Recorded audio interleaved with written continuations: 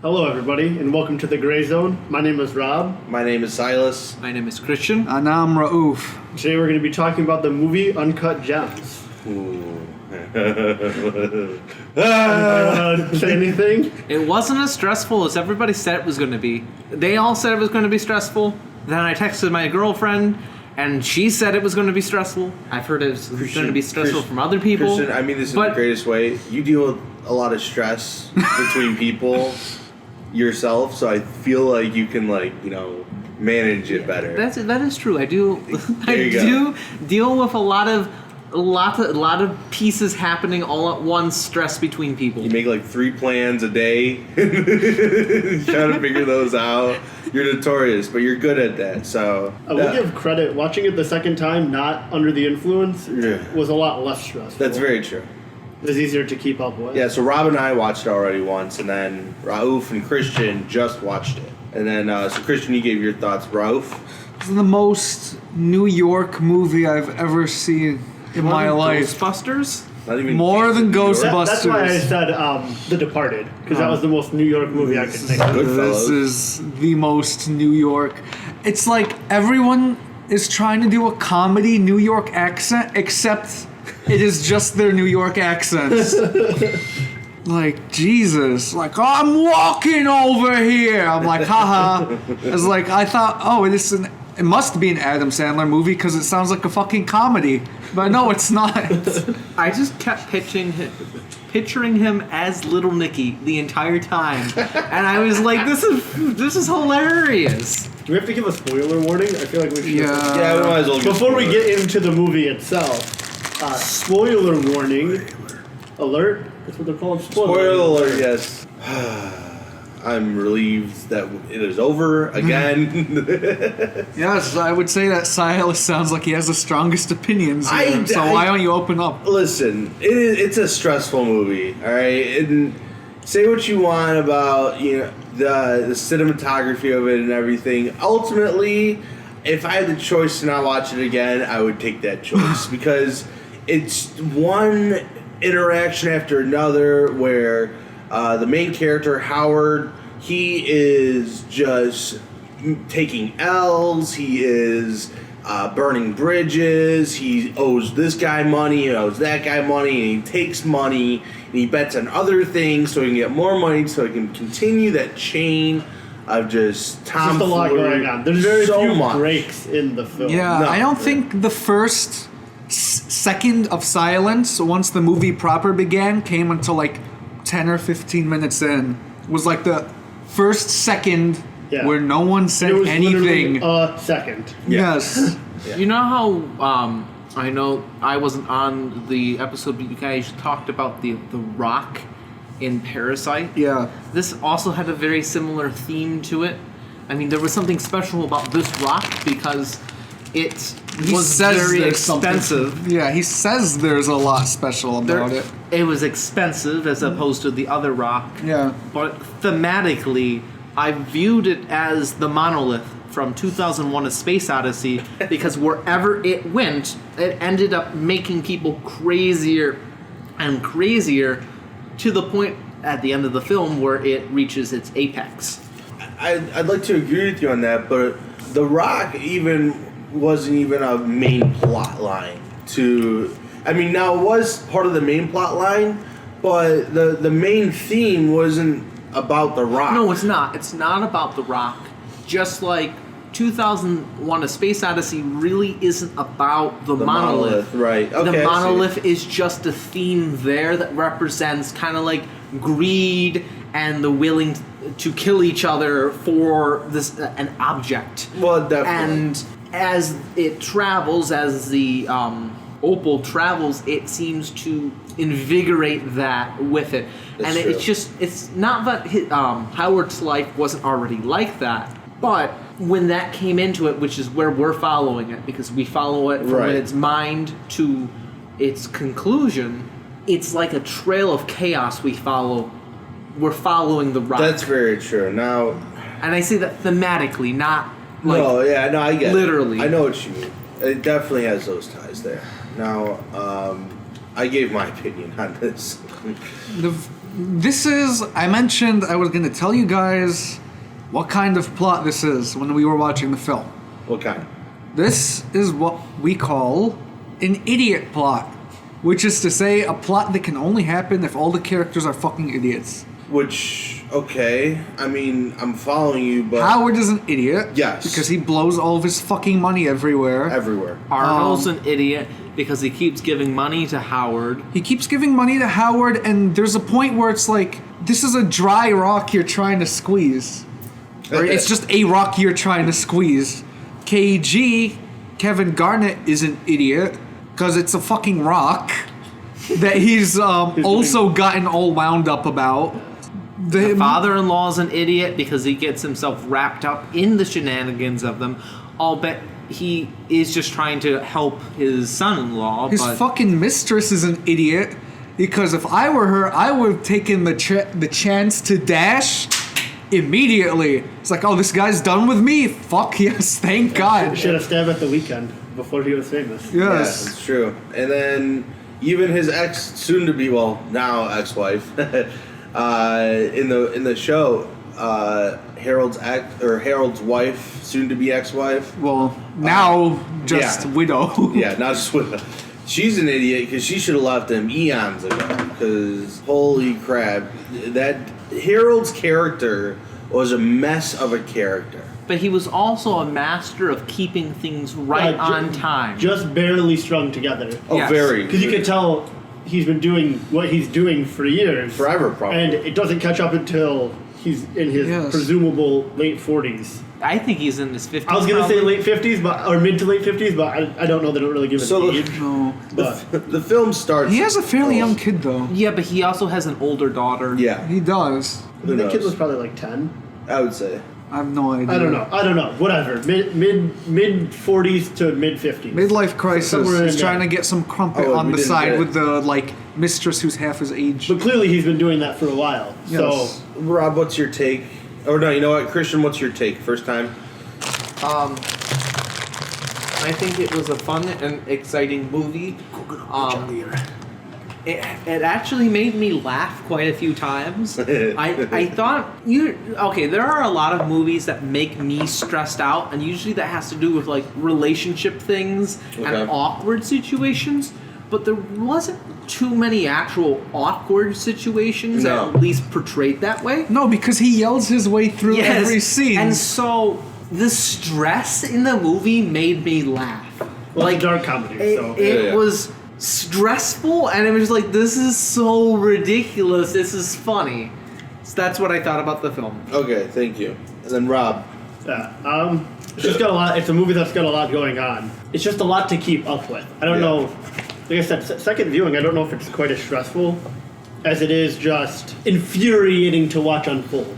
Because it's like, and obviously hindsight's 20/20 when you're not in the situation, blah blah blah. But it's like every other scene he has a chance to cover his ass and just be out of all the stupid debts he's in. Right. Kevin Garnett offers to buy The Rock $175,000 on the spot. That would have covered his debt with Arnold. That would have covered his debt with the guy he gave the debt he gave with the fake Rolex. Sorry, and he would have had money to spare and still gamble with. Right. But for Howard, it's never enough, so he's got to gamble it.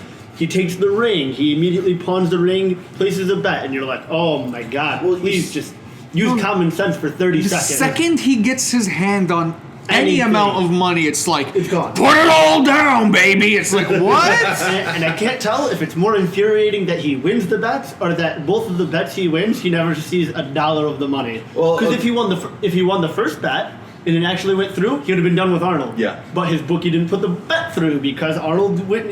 Such that. It's just infuriating. Now, from here on, I guess, if you haven't already watched this movie, go watch it, alright? Or don't. Or don't. I mean, at this point, I don't care, but He gets his brain shot out at the end. very, very, very deliberately. And Yes. this is a film where the ending matters. Yes. Because, like, I was trying to figure out what's this movie playing at, right? Please don't tell me what was going through my head was please don't tell me that I am supposed to sympathize with this man. Oh, it would have been a bad movie if he made it out. Yes, if he had won that bet, got his money, is like, I'm free, bitches. It'd be like, What? We wouldn't be talking about it. I wouldn't No. think it was a good film. No, because it would be like, okay, he It just would've been like Grown Ups 3 or something. yeah, it's like, oh, okay, I guess I was supposed to sympathize with him and hope that he gets through. Like, he gets shot in the face, which is like probably disproportionate retribution, but it's supposed to show like you can't get yourself mixed up in all these things. If you go with KG's, like what he was grilling Sandler on, maybe it wasn't disproportionate retribution because think about all those Ethiopian miners that didn't get their share. Right, there was a little bit of a what do they call it? They call it probably something, but Ham-fisted moral judgment. yeah. There was a little bit of that, and KG, Kevin Garnett, he offered that It to wasn't even Howard. like subtle. It was direct. It was like, how do you think they feel about the fact that you're underselling that? He says something along the lines of, "You paid $100,000 for it, and you're gonna sell it for $1 million." Those guys aren't gonna see $1 million. And then then Adam Sandler's character says something along the lines of, "$100,000 is more money than they'll ever. That's 30 of their lifetimes." And Kevin Garnett says, "$1 million's a lot more, don't you think, motherfucker?" Right. To say like Did you notice that he's also treating them poorly. Yes. that the movie had two parallels, like, and I'm using this term in the Greek sense of like there are two things happening at the same time, kind of like Memento in a way. You know how it kind of starts and begins at the same place, Yeah, it starts in the end. right? So it starts Ends in the middle. it starts with the gem and it ends with the gem, like going through the gem. That's obvious. Yeah. But what you also see, you begin the film with blood and you end the film with blood. Yeah. With the bones, the man with his chopped up leg. Yeah. So then, that is a bloodstone, and it continues. And this goes with what I said earlier. And it continues to be a bloodstone as him and Arnold get shot, Yeah. and everything from Howard's store is stolen. Yes, basically, there are men who have died trying to dig up these fucking opals. And their wealth is stolen from them Their because wealth- they don't know truly what Yes. they have. And still, people will kill each other for the opal, or for the money representing money that, at as the well. Yeah. And their wealth is also stolen. So it's a cycle. It is But a cycle. it ends and begins in a Because parallel. theoretically, you could take the ending of this movie and then get another movie where that same stone is there, and you can make an entirely another movie. Like off the this. episode of American Dad with the jeweled turd. It's Although- fair. It's Uncut Gems 2, Kevin Garnett. Oh no. And his name is It's Garnett. Yes. There you go. So, yeah, he gets blown in the face. Right?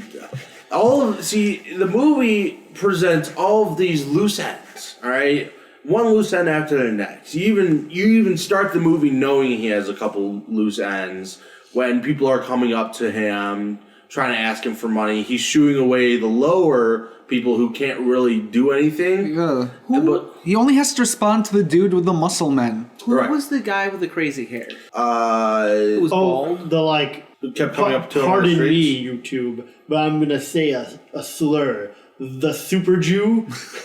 I don't know how else to describe him. Like they obviously went for the most stereotypical Jewish man they could find. Well, I mean, this is the main character, Adam Sandler. His guy is Jewish. Yes. That guy, Yeah. he's just somebody he owed money to. Yeah. Okay. It's just another person he owed money to Right. that he could brush off because that guy didn't have any muscle. Right. So he just fucking push him away, and it was very easy to keep him at arm's length because he's like an older person who's just like, "Where's my $25,000?" And then you remember he's like, "Oh, is this your muscle?" And it's another dude that's like his age, The same size, the same same size.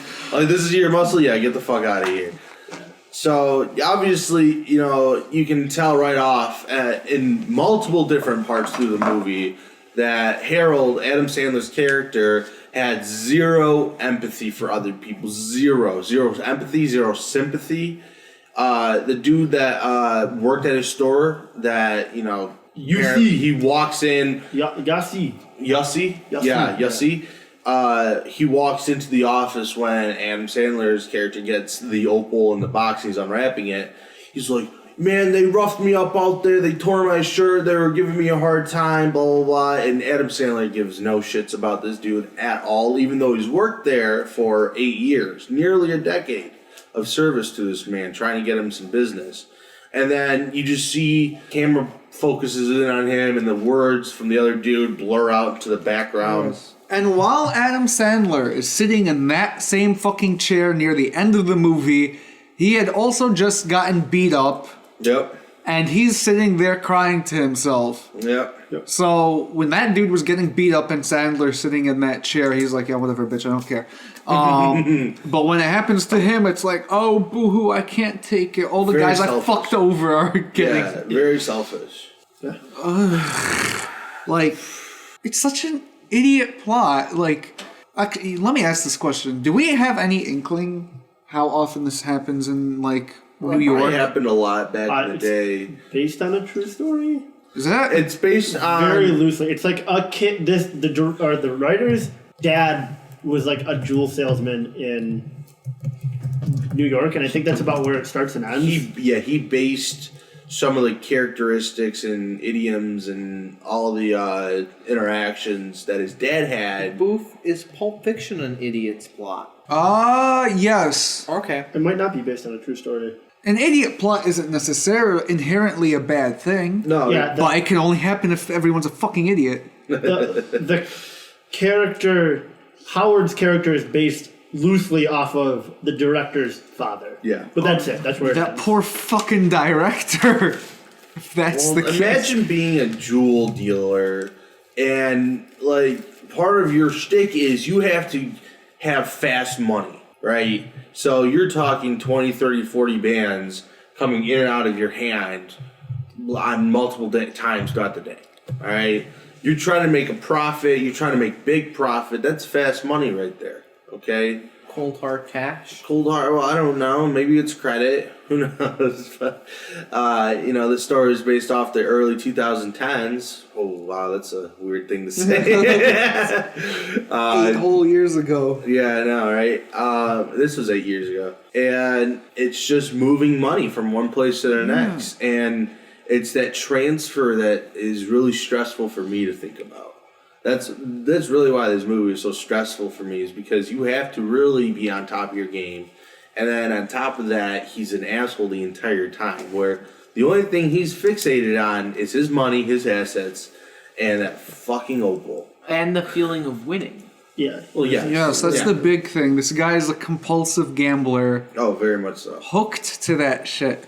All right, from a shot-by-shot viewpoint, Boof, you're the expert here. Why don't you tell us how you felt? A lot of these, the film is very dark, and I don't mean in terms of the plot. I mean, it is just dark. Yeah.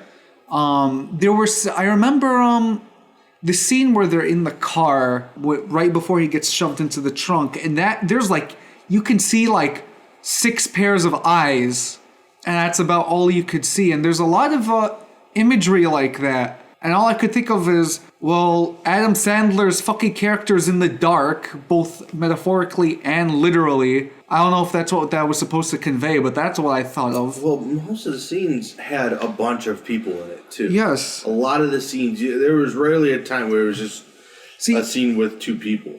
The movie Or one calmed down a little bit near the back half, but that first like half of the film, there's like no fucking downtime. None. And I can see why people find it hard to process. Downtime is essential. You need your trough to go with your peak. So the only downtime that we get is when Howard is not in control. Meaning, the downtime occurs when Howard is forced to go to things which are not things that he necessarily wants to go to, such as the Passover party. Yeah. There's a lot of people there. There were a lot of people there, but there was but it was downtime. still like downtime. It was still downtime, even though things were happening. Yes, because he was in a way he was forced there. Right. He wasn't running his scheme there. The other partial downtime would have been when there's the one scene where he's at home and it's a brief amount of downtime. He's taking out the bins. Yes. Yeah, And then the final one, and this is the least amount of downtime out of them, would be when he initially gets to the school play, and then that represents something that isn't really his.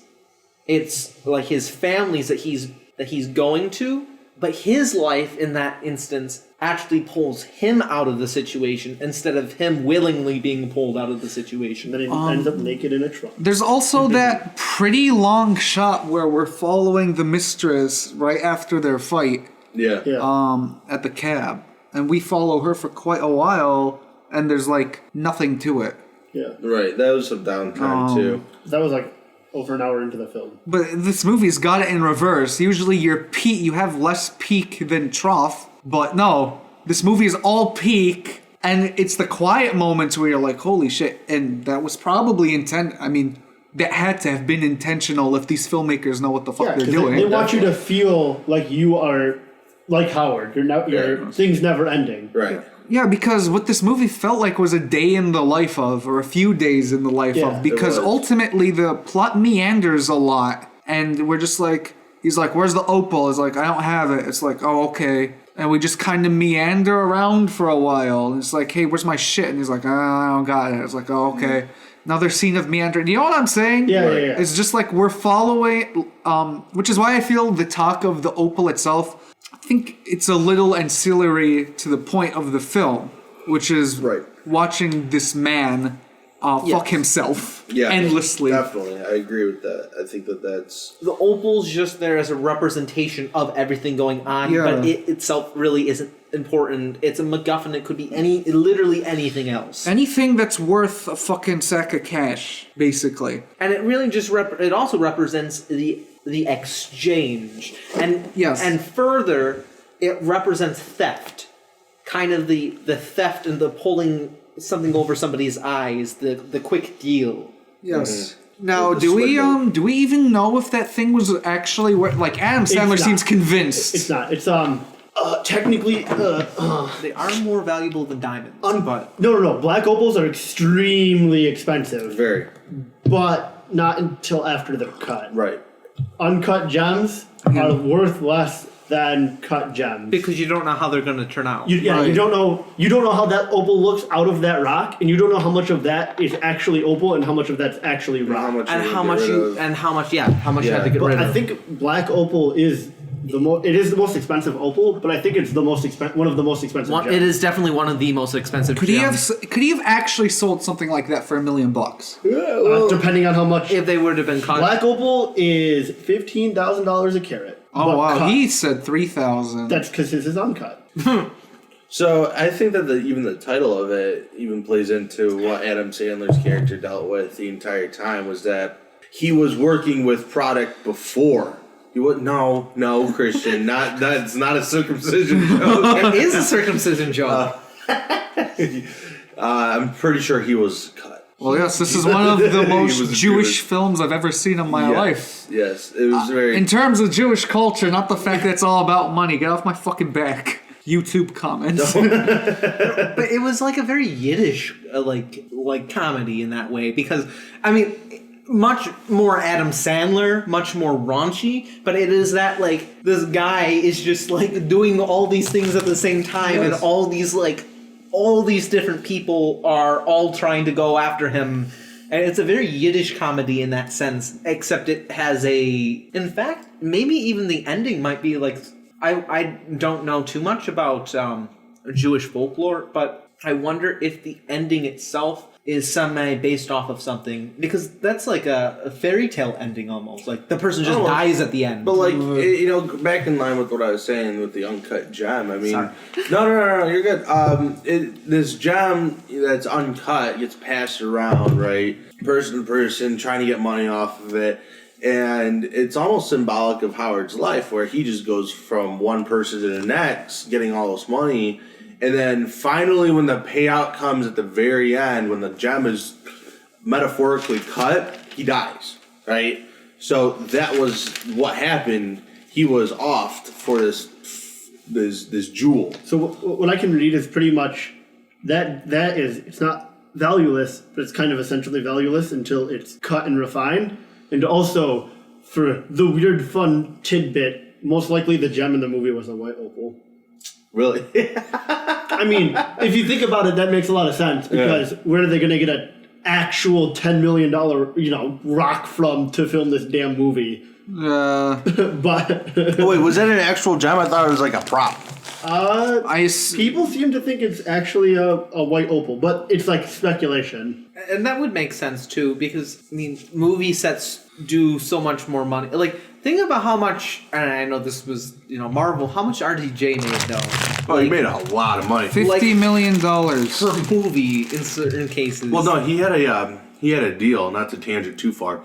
He had a deal with Marvel where he got a portion of the profits. He did like a lower per movie payment. Oh, but then he got commission or not commission, whatever it's called. He got a percentage of the sales. And I'm assuming, like, if you were, I mean, hell, they could have actually done one of, what were they doing with the renting, basically? What? Like, you buy it from a pawn shop and you can take it back? Oh, pawning is like... Pawning? The way pawning works is that if you take it to a pawn shop says, listen, I'm not going to try to sell it, but if someone comes in, I'm going to tell them that at the end of the week, it's going to be free. Or it's not going to be free. It's going to be up for sale. Pawning is the original form of credit. So if I wanted to pawn my laptop, I take it to a pawn shop, and I barter with them how many days I have. Mm-hmm. So they cannot, that is your property. They cannot sell it until that is broken. Mm-hmm. So if I pawn this for $1,000, I owe them, I think it's like whatever percentage you set up. So I'd say I owe them $1,100 to get it back. But they cannot sell that until my 23 days is up. Right. So if they wanted a prop, days. I'm sure for big budget people like them, it wasn't that difficult to get their hands on something. No. I won't say this movie definitely wasn't like low budget in the grand scheme of things, but it still cost $19 million. Yeah, $19 million to make it. Which is low on the end of what we're used to nowadays, but $19 million. Especially for what that film was, though. Yeah. Like, it was just a bunch of office scenes with... Yes. And did Adam Sandler produce it? No, he did not produce it. He did not write it. No, this was... he just acted in it. Oh, okay. It was written by like some Canadian brothers. Okay. Who just so happened to know So could Adam Sandler have gotten this fucking gem cut and try to sell it for more, or is that not how it works? No, so, I mean... Once he got it, and you saw it, he tried to put it through the market. Well, that's why I asked. So late, and I don't even think that, like, you even hear him say, oh, I should have got it appraised by my own appraiser. Yes. But, I was running late on time and everything. Well, he was only running late on time because he was fucking... He was fucking running in circles. He was shooting himself in the own foot a bunch of times, and trying to get from one place to the next, which all these loose ends are what makes up the movie meat. To say if you were a responsible person, maybe, but then the movie wouldn't have been so interesting. Well, that's what I'm saying. He's rushing everything, including like he theoretically could have got a lot of money on this gem. Yeah, but that's the thing. It's fast. 100. Well, so if you do more reading on the gem itself, people are like, well, usually that would all be black opal. Some of that would be white opal. Like to find a gem that size that's just black opal is pretty much impossible. So it'd be like white opal and black opal. So that's probably why he didn't want to get it cut.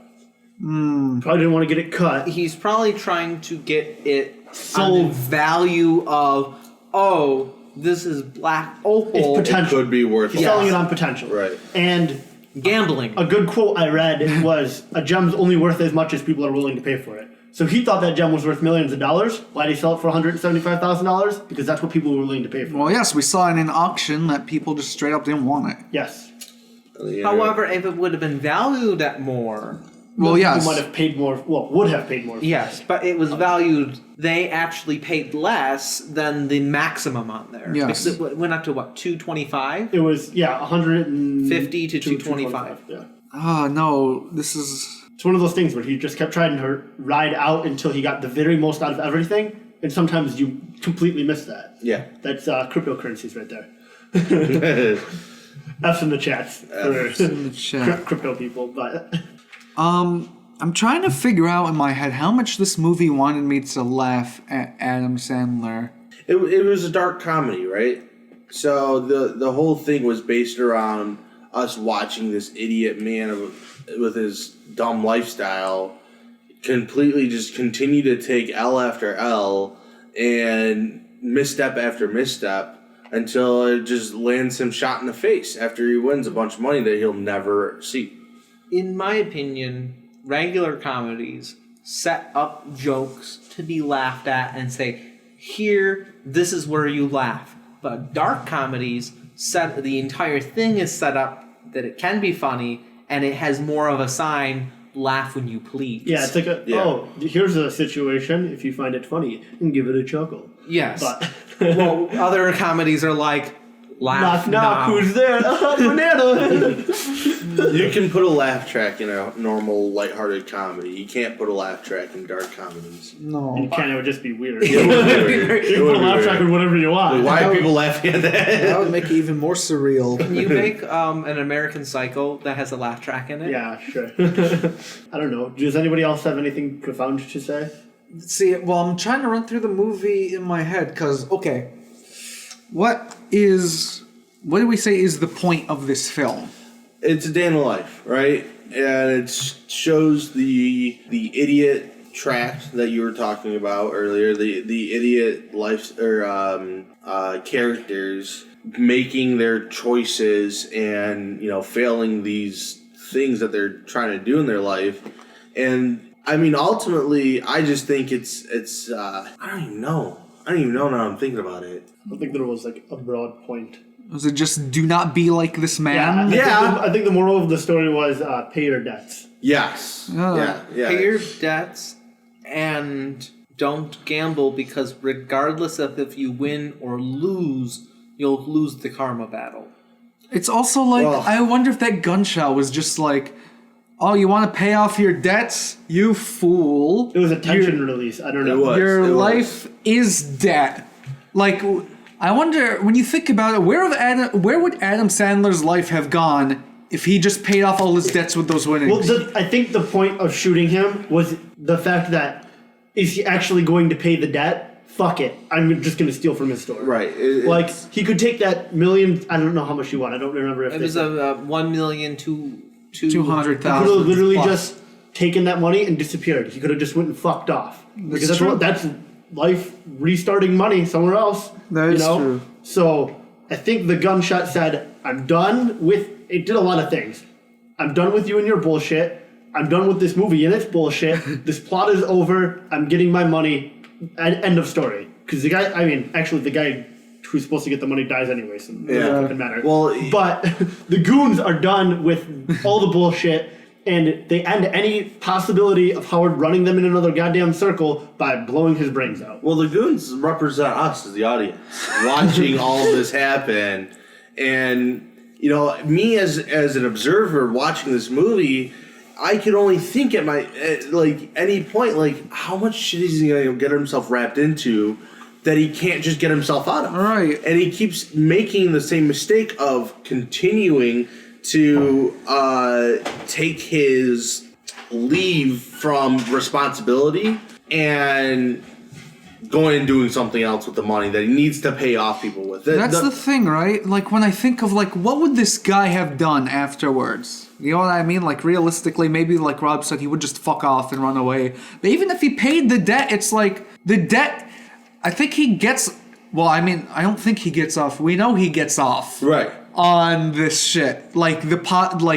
He gets off on the danger of it, the idea of winning the bet is meaningless if there's nothing pressing he needs to pay use that money for. Of thought when he was talking with Kevin Garnett and in The Office. He went from, this is a lot of money that I just got, and holy crap, you got your diamond, your jewel, you're going to do good. That means that I can make a bet on you and win a lot more money, and that's what we're going to do.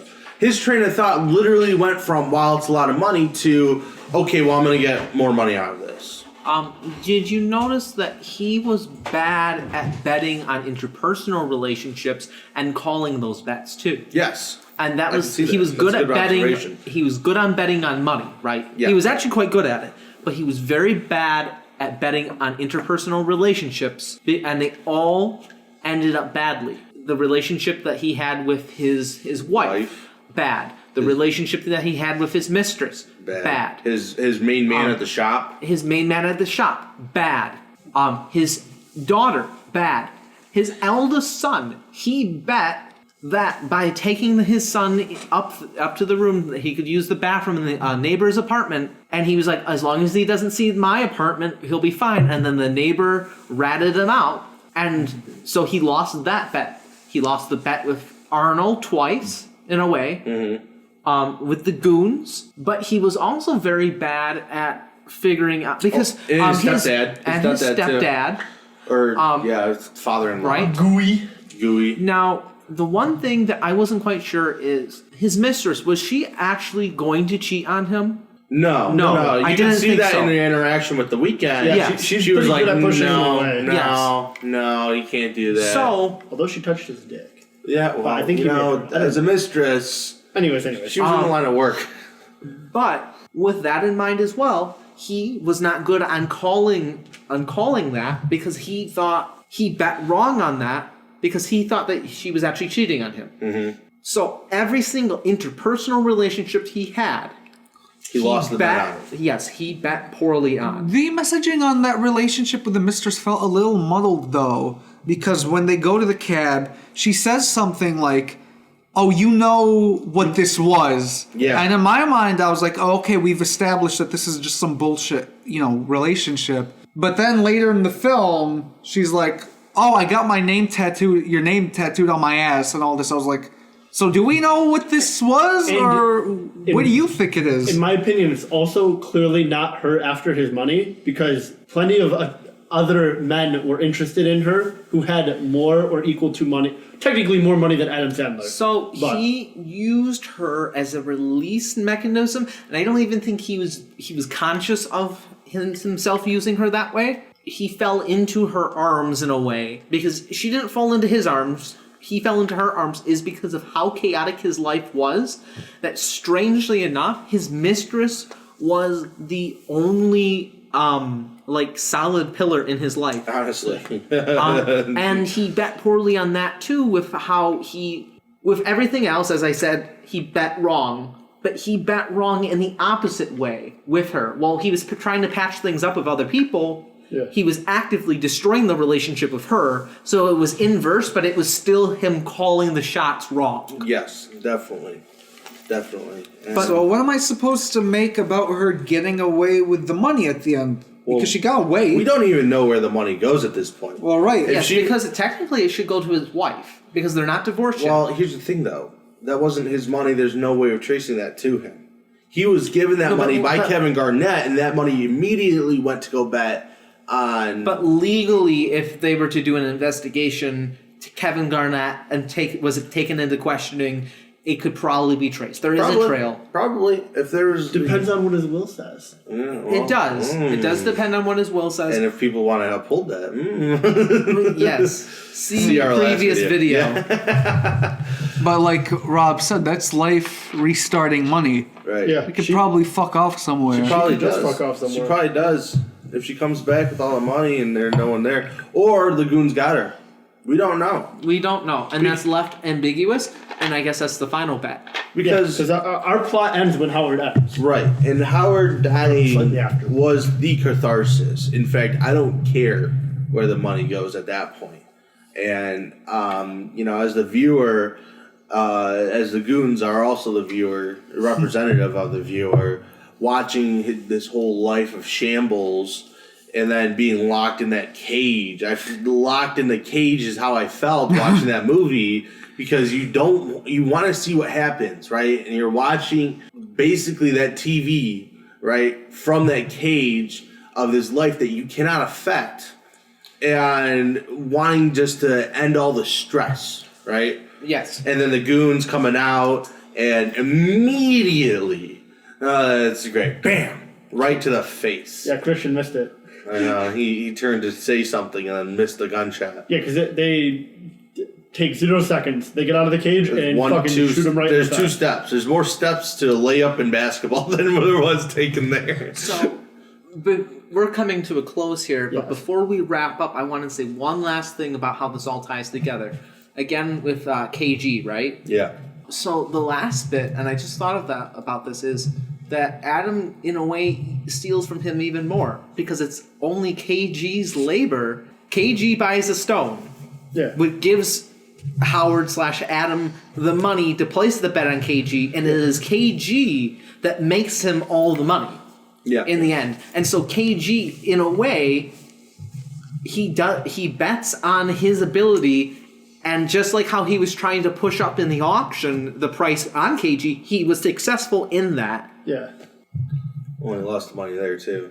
No, Howard didn't lose the money. Well, he had to pay. He lost his life. He didn't lose the money. He had to, because Gooey, whatever his name is, Gooey. But he did lose the money there. Yeah. But the money that he got from KG, he put back on KG's labor. Yeah. And was able to make 10 times the amount. Yeah. So, closing thoughts? Anybody? That was mine. Please, I don't want to watch this movie again. A third time. No. Closing thoughts? It's an entertaining little life in the fucking day of this dude, but yeah, I would say of the 3 films we've reviewed on the Gray Zone so far, this is definitely the one I was the least engaged with. That's fair. I agree. Christian? He just said his closing thoughts. Oh, he did? Except I want to watch Cat Soup with the Gray Zone. I think that'll be fun. Cat Soup? Yes. Not Cats, the musical? No, Cat Soup. But we can also watch Cats the Musical. I don't want to I watch. can also watch Cats the Musical. I don't want to watch that movie. I want to watch Memento. I'm down with that. Or The Departed. Only because you mentioned it 100 times. Let us know what you want us to watch if you have any suggestions in the comments below. If not, we'll just pick something. We'll keep watching movies, giving some reviews on them. And then, Rob, did you have any final thoughts? Not particularly, no. Just, I mean, it's a pretty decent movie. Go watch it if you're curious to how it goes. And then like, comment, and subscribe to this video. This has been The Gray Zone. I'm Rob. I'm Silas. I'm Christian. And I'm Raouf. Signing out. See you next week. Bye.